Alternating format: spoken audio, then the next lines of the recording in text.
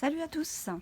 Alors aujourd'hui on vient dans la serre pour parler un petit peu infrastructure et outillage.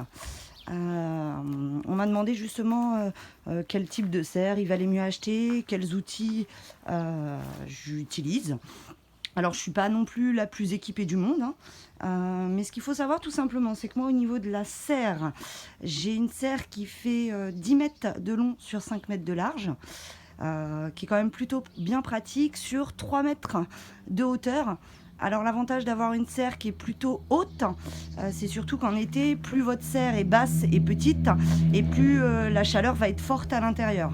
Donc ça permet tout simplement en fait aux plantes d'avoir une meilleure aération en fait, et de pouvoir mieux respirer au niveau de la serre, puisque quand le soleil tape dans une serre, forcément, ça chauffe très très vite à l'intérieur. Donc il faut faire attention de ne pas brûler ces plantes. Donc voilà. Et donc du coup, à contrario, en hiver, ça chauffe un peu moins facilement qu'une petite serre. Donc forcément, on utilise du voile d'hivernage et des boîtes ou je connais des gens qui utilisent des bouteilles coupées pour mettre justement chaque plant protégé par une bouteille ou par des cloches. En fait, si vous voulez mettre un petit peu d'argent, il y a des cloches qui se vendent en jardinerie, qui sont là justement, c'est ce qu'on appelle des mini-serres. Ça permet justement de bien protéger du froid et des gelées vos plants. Donc voilà, au niveau donc de la dimension de la serre, on est donc sur du 5 mètres par 10 mètres. Au niveau du tarif d'une serre comme ça, il faut compter aux alentours de 2000 euros. Un investissement mais qui est plutôt bien rentabilisé et qui est quand même plutôt agréable, mine de rien. C'est un bon investissement quand on aime ça.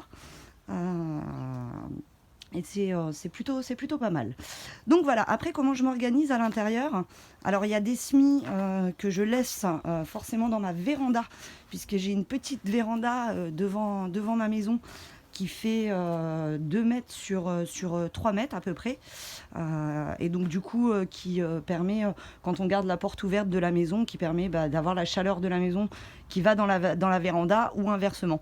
Quand le soleil tape dans la véranda, on ouvre la porte de la maison et ça permet justement de laisser la chaleur rentrer dans la maison.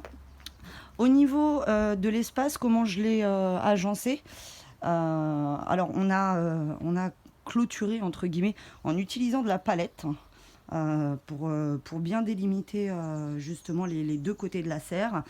Au niveau de l'allée, j'utilise du coup les cailloux, puisque quand on travaille la terre, forcément on a toujours des cailloux, du moins quand on commence. Moi ça fait 2 ans, enfin 1 an et demi là que j'ai la serre, donc au fur et à mesure quand je travaille la terre, hop, je jette les cailloux au milieu et donc ça me permet d'avoir une allée. L'allée, elle mesure environ 70 cm.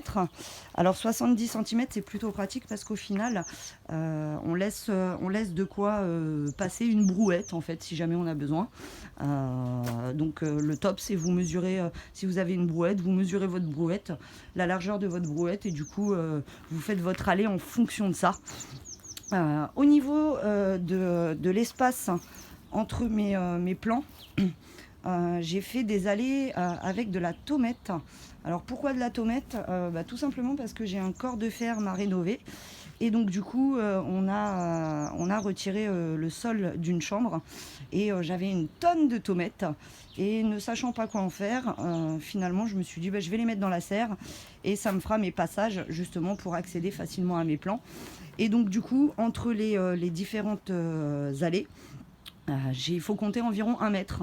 Moi j'ai laissé 1 mètre, ça me permet justement de chaque côté d'accéder au plan du milieu, et pareil de l'autre côté de pouvoir toujours accéder au plan du milieu assez facilement, puisque si on ne fait pas d'allée, on aura tendance aussi à marcher sur la terre, et quand on l'a travaillé, du coup on aura tendance à l'écraser, et comme j'ai pas mal aussi de personnes qui viennent à la maison, quand ça n'est pas le Covid bien sûr, ça permet de délimiter, et au moins on marche tous au même endroit et ça évite d'écraser la terre entre les plants, on fait plus attention. Donc voilà, donc là j'ai fait environ des allées dans la longueur d'environ 2 mètres de chaque côté. Donc voilà, c'est plutôt pratique. Et donc au niveau des tomates, on a justement passé plein de fils pour justement accrocher les fils au pied des tomates qu'on plante, et ça permet justement quand elles grandissent de continuer à les enrouler autour du fil et du coup de les tutorer en fait tout simplement.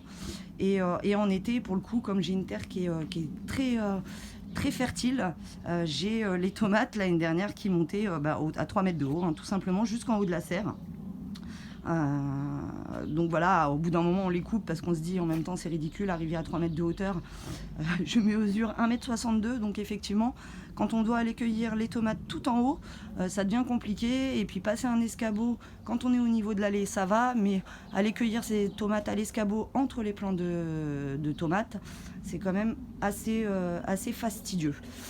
Au niveau de l'aération de ma serre, alors la mienne, l'avantage c'est que j'ai 2 types d'ouverture en fait. Alors au fond vous voyez, je peux ouvrir sur une bonne largeur la serre, et donc on voit quand même, je vais vous montrer, on a la porte donc de chaque côté forcément, et on a donc une porte ici que je peux ouvrir si jamais je souhaite aérer et faire du coup des courants d'air sans tout ouvrir en fonction justement de la météo, tout simplement. Et donc du coup on le voit, j'ai ouvert justement juste la petite porte pour pouvoir vous montrer tout simplement le type d'ouverture juste par la porte, sans ouvrir forcément le grand côté, mais je peux ouvrir des 2 côtés ou la petite porte ou justement bien ouvrir la serre et permettre les courants d'air. Donc voilà au niveau des ouvertures. Au niveau de la disposition de ma serre, alors dans tous les cas mon terrain s'y prêtait énormément, mais ce qu'il faut savoir c'est que moi j'ai le soleil qui se lève là et donc toute la journée et qui se couche juste ici. Donc j'ai pas mal de soleil et de luminosité au niveau de ma serre, et donc ça c'est plutôt agréable. Donc voilà, je voulais vous parler aussi outillage. Alors pas besoin forcément de mettre des 1000 et des 100, faut essayer de trouver des petites astuces parce que ça peut vite coûter cher au final un potager. Quand on commence à mettre le nez dans les jardineries, on se rend compte déjà que du bon matériel ça n'est pas gratuit, et donc le mieux c'est d'éviter d'acheter des choses bas de gamme, parce que forcément sur le long terme c'est pas spécialement rentable puisque c'est des choses qui cassent vite.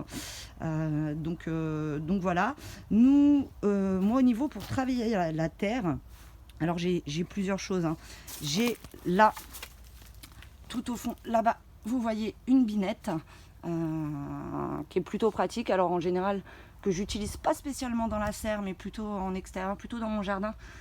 Ça me permet justement de retirer les mauvaises herbes, de couper les mauvaises herbes, parce que la binette ça coupe, de couper les mauvaises herbes qui poussent entre mes dalles de béton. J'ai donc un grand râteau qu'on voit là, qui me permet justement de ratisser la terre et de la mettre propre une fois que je l'ai bien retournée.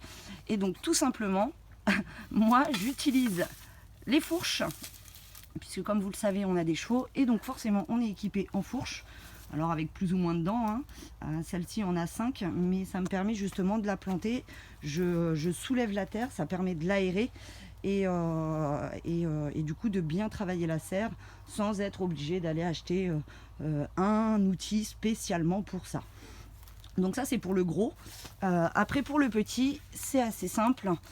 Quand je m'occupe justement de la plantation, j'ai donc une petite fourche avec laquelle je m'étais déjà coupée d'ailleurs une fois, qui me permet de pouvoir justement passer entre les salades. Alors une fois je vous avais montré que je faisais ça donc avec le petit râteau, mais en fait c'est quand même beaucoup plus pratique avec la petite fourche.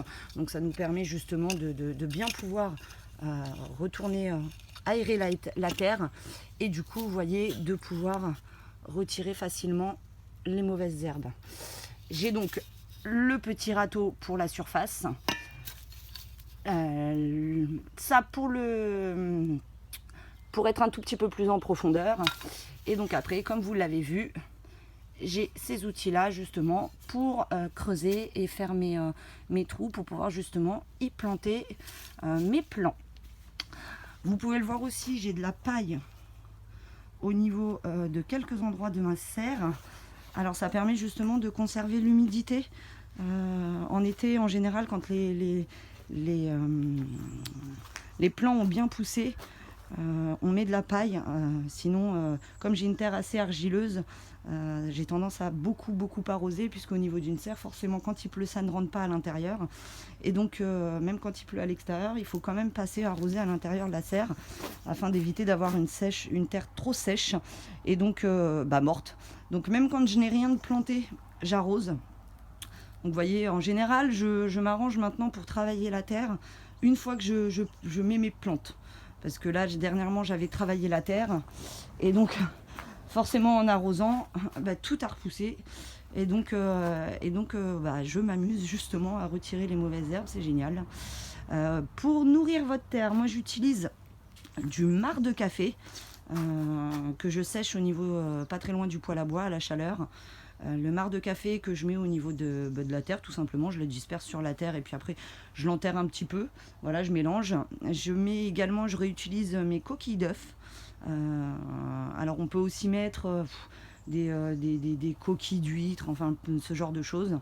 Ça nourrit bien la terre et j'utilise, comme je vous disais, un poêle à bois, j'utilise également de la cendre. Alors attention, on utilise tout avec parcimonie, puisque forcément, à force de rajouter des choses, on peut changer la composition de notre terre. Et donc je voulais vous montrer aussi une petite dernière chose. Au niveau du voile d'hivernage, hier je me suis attelée à mettre quelques piquets, donc on en voit un là. Je les ai mis un peu partout pour justement éviter d'écraser les plantes et pour avoir une meilleure efficacité au niveau du voile d'hivernage. Ça évite tout simplement que quand on met le voile d'hivernage par-dessus, qui se pose directement sur les plantes, et donc forcément quand ça se pose sur les plantes, ça peut aussi brûler les plantes. Donc voilà, au niveau de tout ça, et donc pour le coup, d'année en année, on fait des choses qui sont de mieux en mieux, et on est forcément aussi beaucoup plus organisé. Et donc au niveau de l'extérieur, au niveau dimension, donc ici jusqu'au poteau que vous voyez là-bas, donc jusqu'au poulailler, j'ai donc le potager extérieur. Et donc là c'est pareil, pour le moment je n'y touche pas, on a étendu du fumier de cheval, mais on va très prochainement le labourer et pouvoir commencer les plantations. Mais là c'est pareil, on attend mi-mai les seins de glace, la fin des seins de glace, pour pouvoir justement planter et éviter de se faire avoir par le froid rapide qui peut arriver très facilement et très rapidement. Et qu'on puisse laisser pousser les plantes tranquillement. Voilà, vous savez déjà une bonne partie de ce que j'utilise et comment je m'organise au niveau de ma terre et de ma serre. Je vous souhaite à tous donc du coup de bonnes plantations, et si vous avez des questions, n'hésitez pas à les laisser en commentaire. Ciao ciao.